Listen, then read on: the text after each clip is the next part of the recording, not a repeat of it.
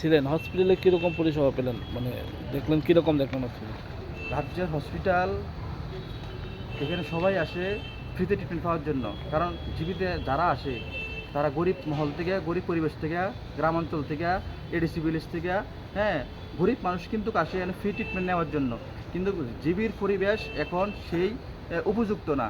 কারণ কোনো গুরুতর রোগী, সিরিয়াস রোগী এখানে আসার পরে হয়তো তারা বাইরে রেফার করা হয়, নয়তো বা অন্য আইএলএস হসপিটাল রেফার করা হয়। আসলে এটা কেন হইব? সবাই তো সমানত্ব থাকে না। আমরা কইতেছি না অন্য হসপিটাল খারাপ, হ্যাঁ, কিন্তু অর্থর একটা বিষয় আছে। অর্থ থাকলে না সবাই বেসরকারি হসপিটালে চিকিৎসা করতে পারে।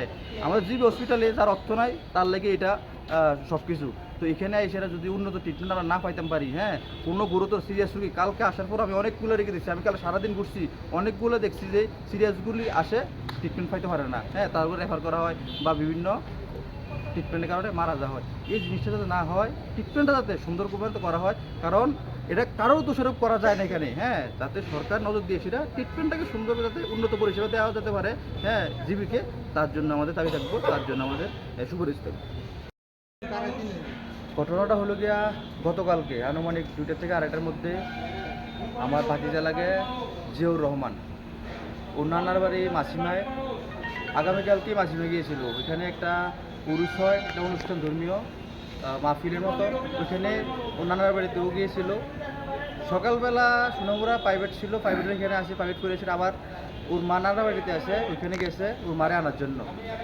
তো এই মাসিমার কাছাকাছি বাসপুকুর বন্যার থাম্মামুড়া, এখানেই দুইটা বাইকের মুখোমুখি। আরেকটা বাইক ছিল, বাইক, হ্যাঁ, তাজ্জামুড়া। আরেকটা বাইক ছিল, তারা স্কুল স্টুডেন্ট, পরীক্ষা ছিল, পরীক্ষা দিয়ে বাড়ি এসে এদিকে থেকে যাইতেছে। এই মাঝখানে একটা অটো ছিল, ও স্পিডে ছিল অটোটাও। তো অটোটাও ওভারটেক করতে গিয়েছিল, তারা মুখোমুখি দুইটা বাইকে সংঘর্ষ হয়। সংঘর্ষের ফলে ওইখানেই একজন স্পট ডেড হয়, একটা ছেলে স্পট ডেড হয় ওই বাইকের। আর তাকে প্রথমে পাঠা হয় দনপুর হসপিটালে, দনপুর থেকে ডাইরেক্ট জিবিতে রেফার করা হয়, হ্যাঁ। সাথে আর একটা ছেলে ছিল, সেই ছেলেটা সহকারে।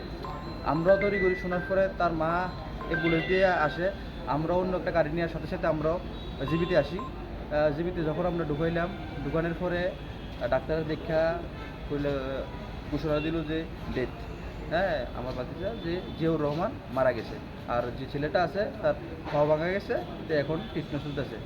আসলে বর্তমান সময় দাঁড়িয়ে এসে এই যে চারিদিকে যে অ্যাক্সিডেন্ট, কালকে সম্ভবত যতটুকু নিউজের মধ্যে আমরা পাইলাম পেপারের মধ্যে 8 থেকে 9টা শুধু বাইক অ্যাক্সিডেন্টে মারা গেছে, হ্যাঁ।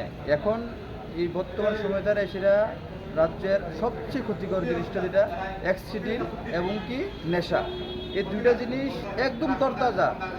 12, 13, 14, 15, 20 বছরের যুবক, আমাদের ভাই, আমাদের ভাতিজারা, আমরা যারা আছি একদম কচিকাঁচা, যারা দেশের ভবিষ্যৎ, তারা কিন্তু এই দুটো জিনিসের কারণে কিন্তু প্রতিদিন মৃত্যুর মুখে পতিত হইতেছে। আমরা আবেদন জানাবো সরকারের কাছে, যাতে নেশা এবং এই যে অ্যাক্সিডেন্ট রোধের লেগে যা করণীয়, যে মোবাইল ফোন বসানোর জায়গা দরকার, ট্রাফিক বসানোর জায়গা দরকার যেখানে প্রয়োজন, হ্যাঁ, যেই জায়গাগুলোর মধ্যে অ্যাক্সিডেন্ট কবলিত জায়গাগুলোর মধ্যে, হ্যাঁ, ট্রাফিক বসে এসে যেন এগুলি রোধ করা যায়।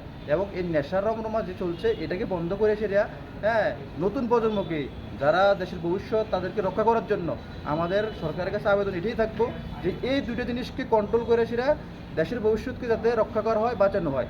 নাইলে যেভাবে প্রত্যেকদিন দুর্ঘটনা, বাইক অ্যাক্সিডেন্ট, গাড়ি অ্যাক্সিডেন্ট এবং নেশার কারণে, হ্যাঁ, বিভিন্ন চুরি ডাকাতি শুরু করে সেটা, হ্যাঁ, নেশার কারণে বিভিন্ন মার্ডার পর্যন্ত হইতেছে, হ্যাঁ, এই জিনিসগুলো যাতে বন্ধ করেন। নাইলে কিন্তু রাজ্যের পরিবেশ দিনকে দিন একদম খারাপের দিকে যাইতেছে। এটা দিলে বন্ধ হইতো না, আগামী দিনের ভবিষ্যৎ অন্ধকারের দিকে যাইতে গেছে, হ্যাঁ, অন্ধকারাচ্ছন্ন হয়ে যাবো যদি আমরা এগুলো বন্ধ না করি। আমাদের আবেদন থাকবো এবং দেশের, এই রাজ্যের সমস্ত যারা সুনাগরিক, হ্যাঁ, সামাজিক মানুষ যারা রয়েছে, সুগানক যারা রয়েছেন, শিক্ষিত সমাজ যারা রয়েছেন, তারাও যেন এই বিষয়টার, হ্যাঁ, রোধ করার লেগে আগে আসে, এই জিনিসটা আমরা আবেদন জানাবো। যে মারা গেছে জীবিত, নামটা কি? জিয়াউর রহমান। বয়স কত? বয়স তার 19 বছর, কলেজে পড়ে মাত্র। কোনখানে বাড়ি? বাড়ি হলো সোনামুড়া, উরমাইতে। আর সে কোন জায়গাতে যাইতে আসছিল এমনিতে? হ্যাঁ, কই যাইতে আসলো সে? সে তার নানার বাড়ি যে আছে মাসিমা, ওইখানে নানার বাড়িতে যেতে লাগছিল। সঙ্গে আর কেউ আসতো না? সঙ্গে সে একাই ছিল, ওর মা ছিল ওইখানে। ও গতকালকে গিয়েছিল প্রাইভেট করার জন্য, সুনামুরা আসছিল, এখান থেকে আবার ব্যাক করে ওই যাওয়ার সময় ঘটনাটা ঘটে।